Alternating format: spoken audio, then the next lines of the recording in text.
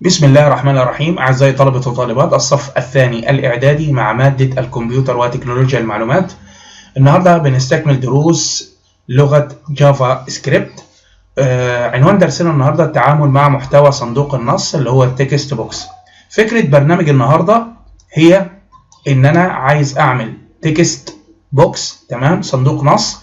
اليوزر هيدخل اسمه، تمام، بمجرد الضغط على البطن اللي اسمه كليك مي يديني رسالة مكتوب فيها الاسم اللي تم إدخاله فين؟ في صندوق النص.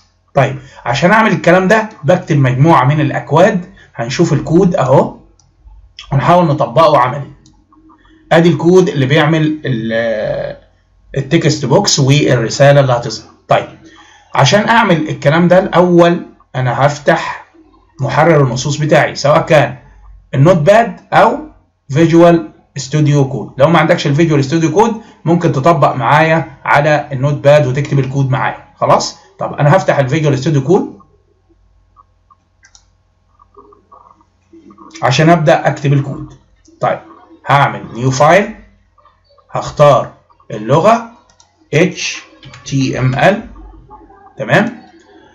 طيب نقفل بس دي. هعمل فايل سيف، هسيف على الديسكتوب وهسمي الملف text.html وهسيف الملف على سطح المكتب او الديسكتوب. جميل. هنبدا الكود بتاعنا زي ما احنا اتفقنا ان انا عشان اكتب كود الجافا سكريبت بدخله جوه كود ال HTML. يبقى انا هكتب الهيكل البنائي لل HTML. بيبدا بال HTML بهذا الشكل. ادي الاوبن بتاعه وادي الكلوز بتاع ال HTML. صفحه ال HTML بتتكون من هيد، راس وجسم. هيد وايه؟ هيد وبادي، وادي البادي. خلاص. جميل جدا، تمام. وادي منطقه الهيد. حلو. انا عايز اعمل عنوان للصفحه بتاعتي. العنوان هحطه فين في الهيد. يبقى انا هكتب هنا تايتل عنوان للصفحه اهو. التايتل بتاعنا هنسمي درسنا النهارده اللي هو التكست. تمام. جميل جدا. كود الجافا سكريبت يا اما بيتحط في منطقه الهيد او في منطقه مين؟ البادي. جميل جدا. طيب نشوف الكود بتاعنا. هو عمل فورم نموذج وسمى الفورم ده سماه فورم 1. كويس. طيب نفتح كده الفورم بتاعنا وعمله فين؟ في انهي منطقه؟ في منطقه البادي. جميل. طب انا هفتح فورم. جميل. ادي الفورم بتاعنا. فورم يعني ايه؟ نموذج للادخال. خلاص. جوه الفورم عمل ايه؟ بص كده معايا في الكود. فورم نيم بتساوي فورم 1. طيب معلش كده،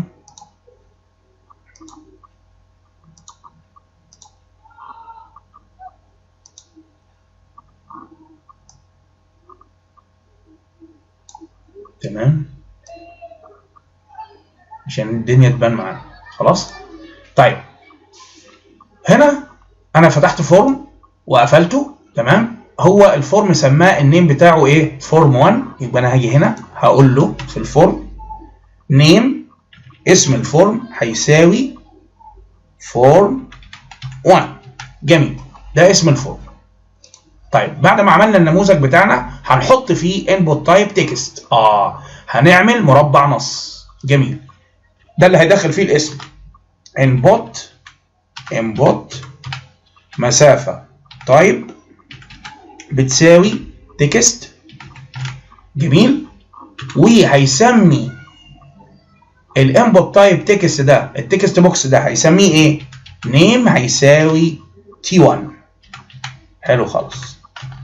جميل.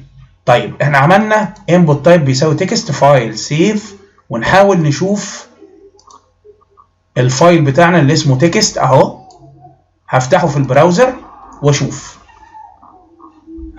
فعلا عمل لي مربع نص تكست احط فيه ايه؟ الاسم بتاعي. جميل. طيب نشوف نكمل بقيه الكود. جميل. عملنا مربع نص تكست اسمه T1. ايه تاني؟ هنعمل برضو input type button. هنعمل بوتون. يبقى انبوت مسافة تايب بيساوي بوتون يعني ايه؟ يعني زر امر بوتون. حلو خالص، عملنا زر امر وبعدين لما اضغط عليه كليك هينفذ الفانكشن اللي اسمها ايه؟ كانتري. يبقى اون كليك ايه؟ هينفذ الفانكشن دي اللي هي ايه؟ كانتري. تمام، والفاليو بتاعتها ايه؟ بتساوي كليك مي. حلو خالص خالص خالص. تمام، يبقى انبوت تايب بيساوي باتون، وهنا هنقول له ايه؟ اون كليك هيساوي كانتري، هينفذ الفانكشن اللي اسمها ايه؟ كانتري، وكمان الفاليو هيساوي كليك مي، يعني اللي هيتكتب جوه الباتون كلمة كليك مي. يبقى فاليو هتساوي كليك مي، وبعدين نقفل. قفلنا، انتر، عملنا البوتون. نشوف كده، فايل سيف، تعالى هنا واعمل ريفرش. عمل بوتون اسمه كليك مي، المفروض لما اضغط عليه ينفذ الفانكشن اللي اسمها كانتري. طبعا هو ما بينفذش حاجه، ليه؟ لان احنا لسه ما عملناش الفانكشن بتاعت كانتري. طب كويس خالص، جميل جدا. عملنا البوتون ده كله جوه منطقه مين يا جماعه؟ جوه منطقه الفورم، جوه منطقه الفورم. طيب بعد ما خلصنا الفورم خلاص، النموذج بتاعنا، هنعمل السكريبت بتاعنا اللي هو ايه؟ كود الجافا سكريبت اهو. سكريبت، واقفل السكريبت بهذا الشكل واكتب الفانكشن بتاعتي. طيب هكتب فانكشن، انا عايز اعمل ايه؟ فانكشن او داله. طب الداله اسمها ايه؟ اسمها كانتري. اسمها ايه؟ كانتري اهي. تمام، كانتري، واعمل القوسين دول. كويس خالص. وبعدين محتوى الداله او البادي بتاع الداله يتحط في القوس اللي انتوا شايفينه ده المجعد، شايفينه؟ تمام. طيب هنا هيديني رساله، المفروض هيديني رساله. يعني ايه رساله؟ alert، واحط القوسين المدورين بتوعي وسيميكون. الرساله هتيجي ازاي؟ انا المفروض عايز اجيب الاسم اللي هيدخله المستخدم داخل التكست، صح؟ طب هو التكست ده اصلا، التكست ده موجود فين؟ موجود في الفورم، صح؟ يبقى انا المفروض هقول ايه؟ طب والفورم ده اسمه ايه؟ اسمه فورم 1. يبقى انا هستدعي الفورم 1، وبعدين عايز استدعي التكست، هو اسمه ايه؟ تكست 1، هناديه. تمام؟ وهقول له ايه؟ دوت فاليو، يعني ايا كانت القيمه الموجوده جوه التكست اعملها لي في رساله. يبقى القيمه دي هتكون ايه؟ النيم، اسم الشخص. تاني، انا عايز استدعي التكست، صح؟ طيب هو التكست اصلا موجود جوه مين؟ جوه الفورم، والفورم اسمه ايه؟ فورم 1. يبقى انا هقول فورم 1. طب عايز استدعي التكست اسمه ايه؟ تكست 1. يبقى هقول فورم 1 دوت تكست، بعدين دوت فاليو، هات القيمه اللي جوه التكست 1 اللي موجود في الفورم 1. حلو خالص. يبقى انا هنا هكتب اهو، هنادي كل حاجه باسمها. الفورم اسمه فورم 1 دوت، والتكست اسمه t1. هات القيمه اللي جوه التكست، يعني هات الفاليو ايا كانت بقى الفاليو اللي هو ايه؟ اسم اليوزر.